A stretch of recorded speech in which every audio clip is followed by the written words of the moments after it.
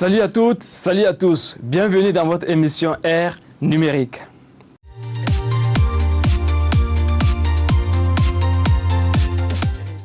Les médias sociaux occupent depuis quelques années une place de choix en Afrique. Ils sont nombreux. Facebook, Twitter, Instagram, Snapchat, WhatsApp, Viber, à permettre aux internautes de démocratiser l'accès à l'information. Les messages, documents, photos et vidéos partagés sur ces plateformes font le tour du monde en des fractions de secondes, permettant ainsi de faire passer son information à un public plus élargi et très diversifié. Vous l'avez bien compris, c'est le deuxième numéro de votre émission uniquement Nouvelles Technologies. Installez-vous confortablement, voici les titres.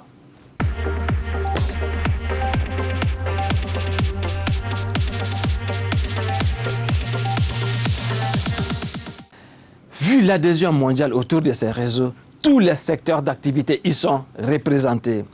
Multimédia, grandes marques, financiers, administration publique ou encore des leaders d'opinion s'y positionnent aujourd'hui en vue de se rapprocher davantage de leur public et par ricochet du reste du monde.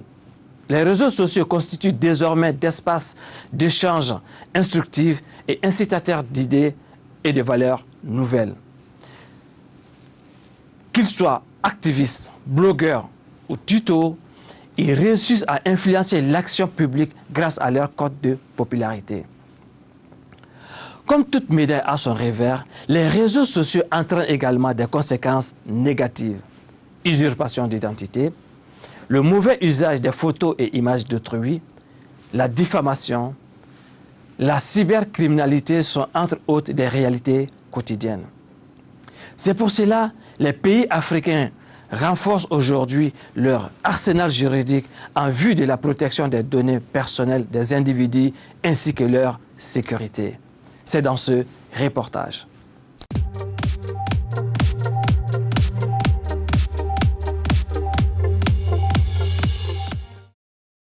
Les réseaux sociaux se sont développés au début du XXIe siècle suite à l'apparition des nouvelles technologies numériques.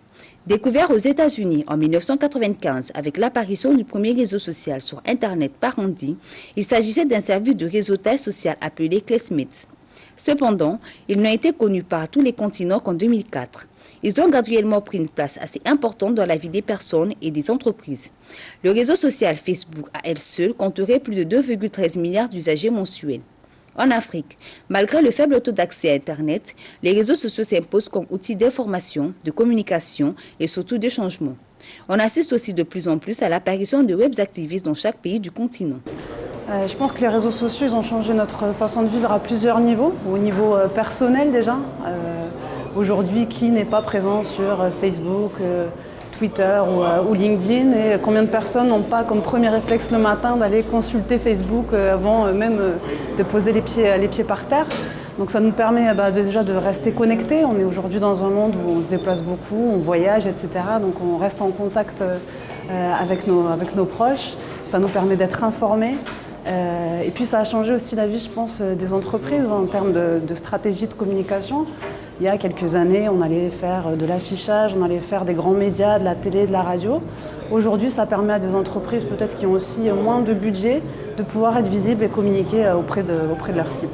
L'émergence des réseaux sociaux en Afrique permet non seulement l'échange d'informations et le contact entre usagers, c'est-à-dire entreprises, particuliers, organisations, mais aussi cultive l'éveil des consciences, principalement chez les jeunes.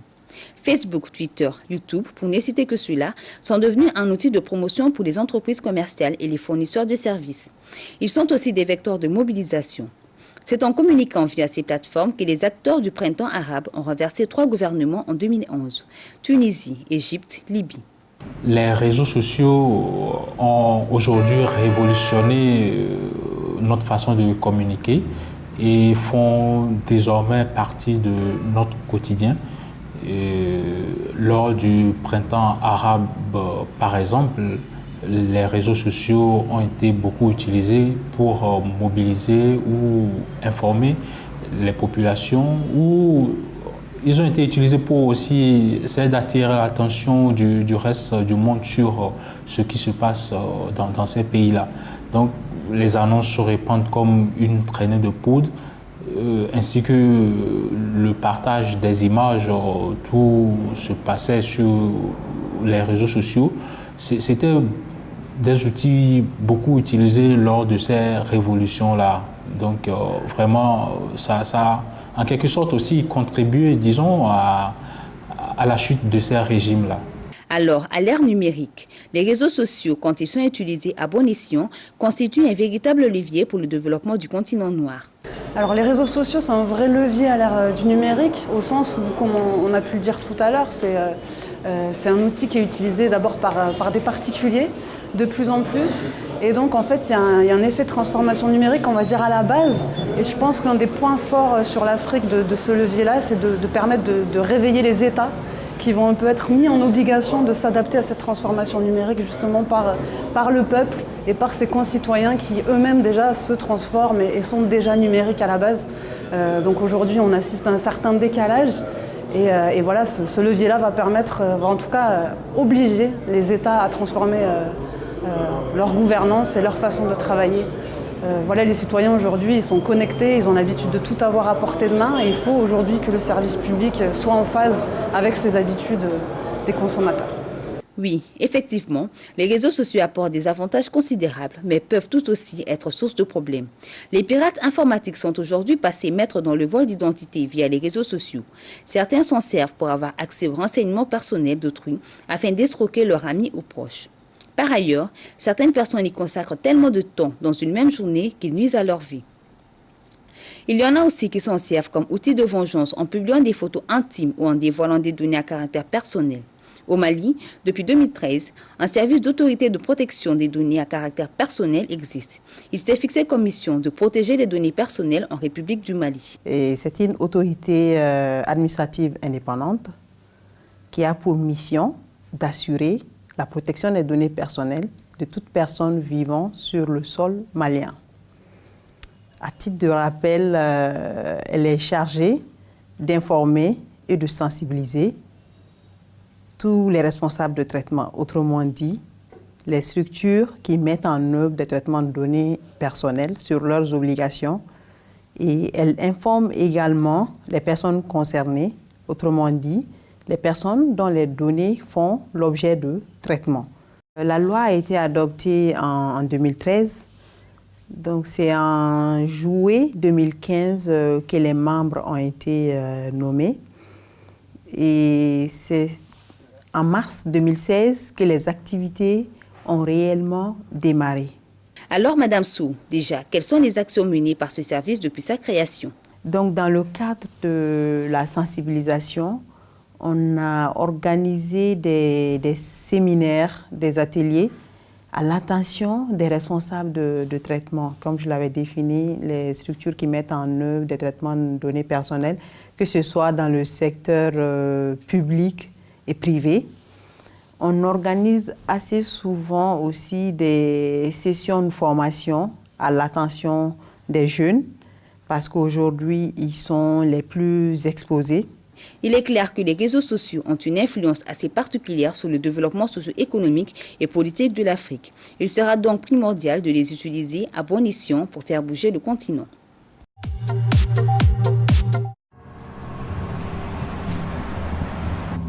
Monsieur et Madame Lévy mangent au restaurant japonais Kasher, le Sudokai. Ils ont commandé les mêmes plats que d'habitude. À 14h30, ils partent, mais Madame Lévy ne se sent pas très bien. C'est bizarre. J'ai mal au ventre. J'ai envie de vomir. Ah oui? Viens, on rentre vite alors. Et là, ça commence.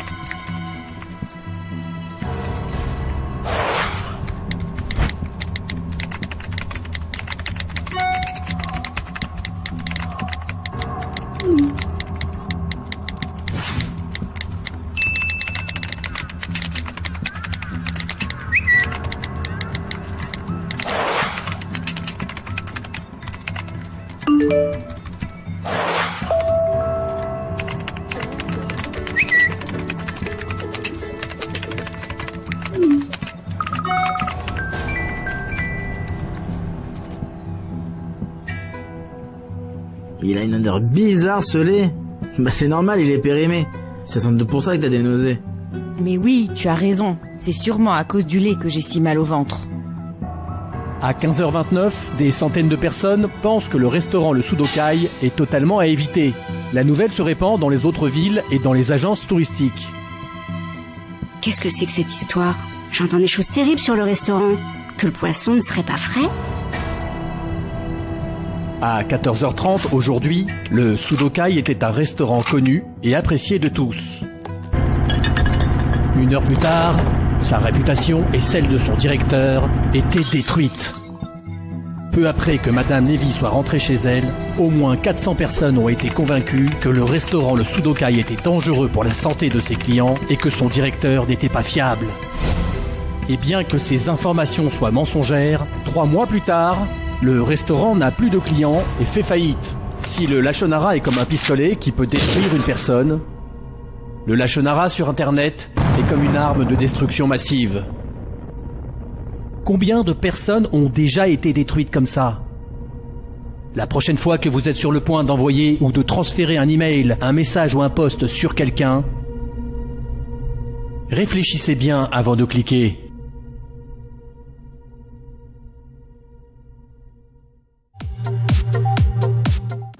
Pour la rubrique interview, nous sommes avec le docteur Alioune Badara Traoré. Découvrons qui est l'homme.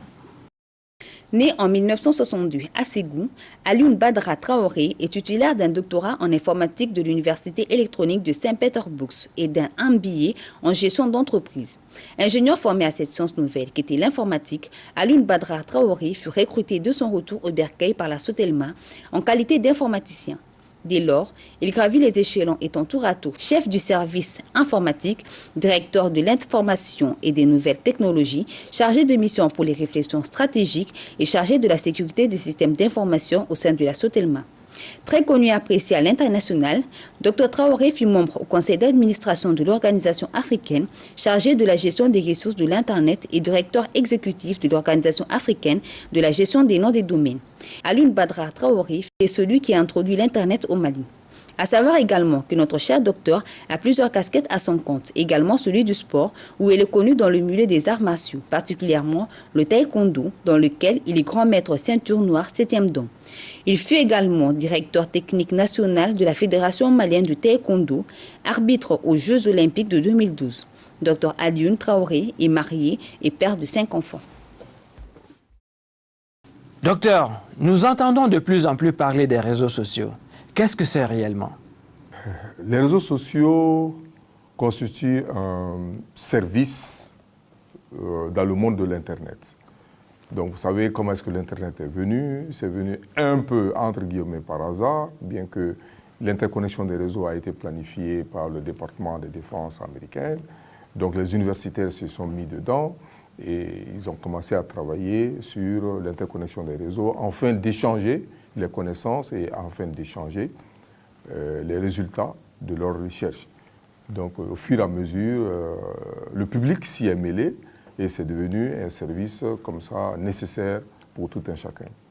Donc les réseaux sociaux, d'abord à la base, c'est comme si quelqu'un voulait régler un problème. C'est comme ça d'ailleurs dans l'Internet toujours, c'est pour ça l'Internet, le monde de l'Internet dévance toujours le monde de la régulation. Quelqu'un voulait avoir des informations sur certains de ses collègues, il a commencé à créer un service qui lui permet de contacter tout un chacun, d'échanger avec tout un chacun. Donc c'est comme ça que les réseaux sociaux sont nés et au bout de très peu de temps, c'est devenu un outil de communication par excellence, notamment au sein de la jeune génération qui l'utilise énormément pour pouvoir échanger non seulement les informations, mais aussi prendre contact avec tous ceux avec lesquels ils veulent prendre contact. Donc c'est un outil qui doit être utilisé à bonne escient. Parce qu'il faut donner les bonnes informations. Donc, c'est ça un peu le challenge des réseaux sociaux. Docteur, aujourd'hui, nous constatons un changement de comportement dans nos sociétés. Les réseaux sociaux sont-ils responsables? Et les réseaux sociaux sont devenus pratiquement comme une sorte de GPS des personnes. Donc, toute personne qui utilise ces réseaux sociaux, pratiquement, sont identifiables et on sait à peu près où est-ce qu'ils se trouvent, qu'est-ce qu'ils sont en train de faire, quelle est leur date de naissance, etc., etc. Donc, à cet égard, même si vous oubliez quelqu'un, les réseaux sociaux dans lesquels vous êtes abonné vous rappellent au bon souvenir de ces personnes-là. Donc, du coup, c'est devenu vraiment un outil de liaison sociale, comme je le dis, notamment au sein de la jeunesse. Beaucoup de gens l'utilisent. Donc, c'est devenu un outil de liaison sociale, comme son nom l'indique, et qui permet de faire en sorte que les gens peuvent garder le contact, échanger des informations entre eux et au sein de groupes. L'avenir, c'est les jeunes. Les réseaux sociaux ont-ils des conséquences sur eux dans le milieu scolaire? Donc, vous savez, dans la vie, on n'évolue jamais seul. C'est pareil pour un étudiant. Donc, un étudiant qui est dans un groupe, généralement, ils essayent de faire leurs travaux de groupe en réseau. Ce qui permet de mettre en synergie toutes leurs pensées, c'est-à-dire toute la puissance de réflexion de ce groupe-là. Quand on est seul, on a une puissance de réflexion seul. Quand on est en groupe, on a une puissance de réflexion du groupe. Donc ça permet de créer une synergie dans le milieu scolaire. Mais cependant, la jeunesse étant la jeunesse, ils peuvent utiliser également les réseaux sociaux en d'autres fins, comme je l'ai dit, des regroupements, etc. Surtout, partager leur expérience. Quelqu'un peut aller, par exemple, en excursion à Sibi, l'autre n'est pas parti, il prend des photos, il donne des commentaires. Donc celui qui n'est pas parti va se sentir comme un élément de cette excursion-là.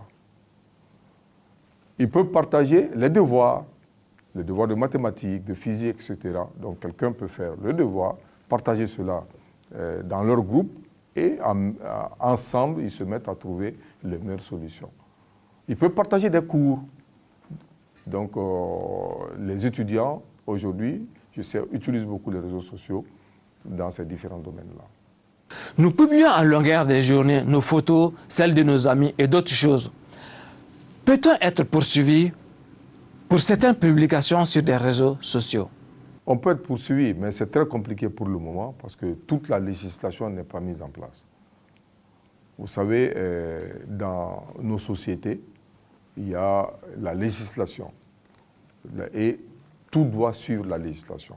Tant que ces textes-là ne sont pas élaborés, adoptés et avoir une ligne de conduite très claire, c'est compliqué de poursuivre les gens comme ça dans le vague.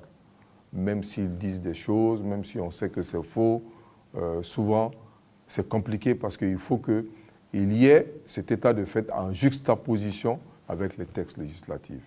Bon, actuellement, c'est en cours. Il y a la haute autorité de la communication qui est en cours d'élaborer des textes sur ça. L'autorité de régulation des télécommunications également est dans la même dynamique pour pouvoir mieux sécuriser les réseaux sociaux. Parce que c'est facile sur les réseaux sociaux de se mettre à mentir sur quelqu'un qui va paraître vrai, mais qui n'est pas de la réalité. Et c'est l'intégrité d'une personne qui est touchée. Donc il faut savoir arrêter cela, savoir punir ces genres d'actes posés. Que conseillerez-vous aux jeunes écoliers et étudiants pour leur usage des réseaux sociaux?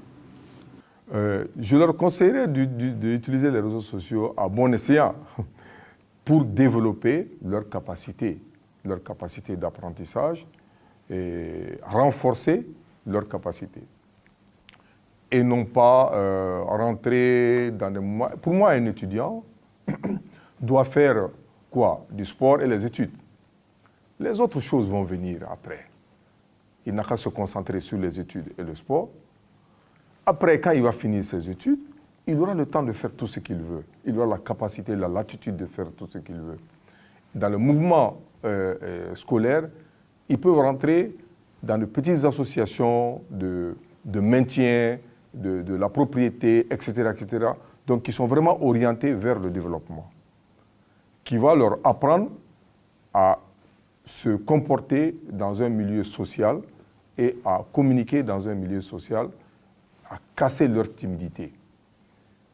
Donc, je leur conseille d'utiliser les réseaux sociaux beaucoup plus sur ces différents aspects. L'apprentissage de la vie. Parce que être étudiant, c'est être quelqu'un qui apprend. Donc, ils n'ont qu'à apprendre non seulement leur profession, apprendre les choses de la vie, savoir s'orienter. Et en ce moment, quand ils vont finir leurs études, ils auront le temps de faire tout ce qu'ils veulent. Quels sont les apports économiques des réseaux sociaux sur le développement de l'Afrique? Donc, ce que je viens de dire tout de suite, c'est-à-dire que c'est s'appuyer sur les réseaux sociaux pour diminuer les coûts. Il y a certaines applications, certains groupes au niveau des réseaux sociaux qui essayent d'échanger les informations sur les ventes ou achats de telle chose. L'information coûte cher en réalité. L'information, c'est le nerf de tout développement. Donc une fois qu'on a la bonne information, pas seulement l'information, mais la bonne information, on peut diminuer drastiquement le coût d'acquisition ou bien le coût d'application de telle chose. Donc aujourd'hui, je vois beaucoup de jeunes qui sont orientés un peu plus vers ça, c'est donner des informations par rapport à différentes choses qu'il faudra acquérir ou bien qu'il faudra faire, et ça permet de minimiser les coûts. Donc voilà un peu, c'est un peu ça l'apport économique que ça peut apporter pour nos jeunes. Pour votre mot de fin, docteur, que conseillerez-vous à nos téléspectateurs de leur usage des réseaux sociaux? Je demanderais aux jeunes de s'appuyer sur les réseaux sociaux, de les utiliser à bon escient. Pas seulement les jeunes, mais tout le monde en réalité. Dans le domaine de leurs compétences, de leur apprentissage, de leur développement et du partage de la bonne information. Cela est très important. De la vraie information. Une information peut être bonne ou mauvaise, mais qu'elle soit vraie. C'est ça qui est le plus important. Donc, afin de préserver l'intégrité et la fiabilité des réseaux sociaux. Vous savez, par exemple, aujourd'hui, le PDG de Facebook est devant le Sénat américain. C'était hier, mais aujourd'hui, ça dit ces temps-ci, il est devant le Sénat américain pour expliquer certaines choses, la fuite de certaines données à caractère individuel qui ont fuité donc des réseaux sociaux, de Facebook, et qui ont influencé sur certaines grandes décisions qu'on appelle démocratiques, des élections et autres. Ça, c'est vraiment, les réseaux sociaux peuvent être très forts. Ils ont suscité des révolutions. Est-ce que c'est vrai? Est-ce que c'est bon? Est-ce que tout a été dit? Donc, il faut être très, très attentif à tout cela. Utiliser cela à bon escient pour le développement, son propre développement, le développement de son environnement, le développement de sa société, le développement de son pays, le développement du continent. En fin de compte, utiliser les réseaux sociaux vers ce sens-là. À ce moment, ce sera utile. Merci, docteur. Au revoir. Merci.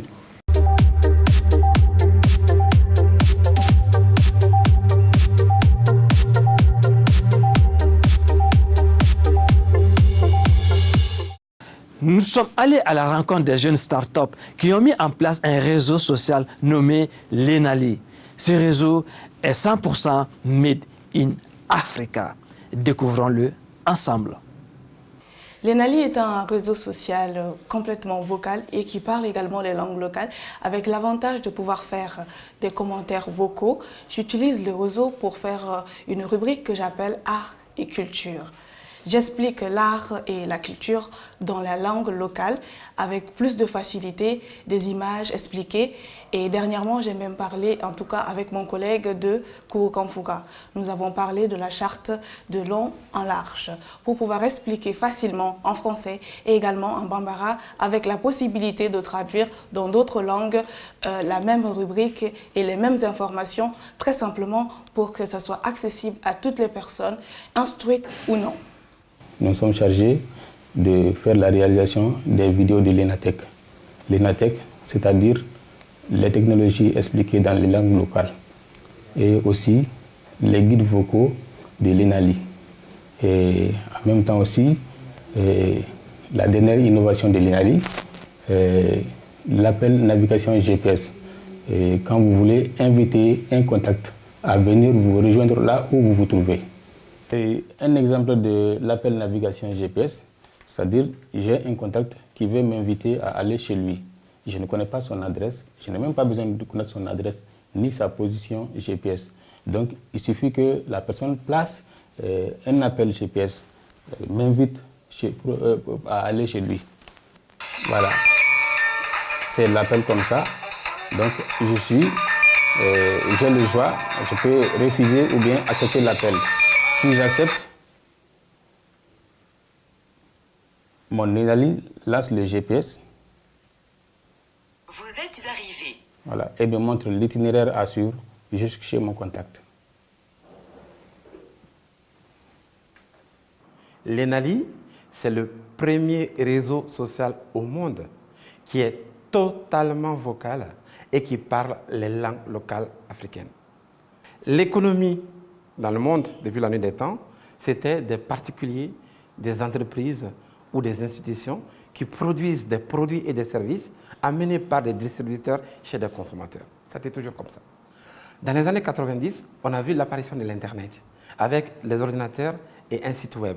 Alors, on a passé vers l'économie web 1.0, c'est-à-dire devant un ordinateur, on va aller chercher tout ce qu'on cherchait avant sur une application ou un ordinateur.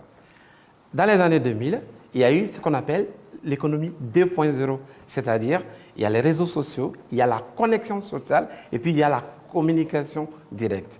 Alors, tous les acteurs, que ce soit les produits, les institutions, les particuliers, se sont retrouvés dans des communautés pour faire cette économie-là.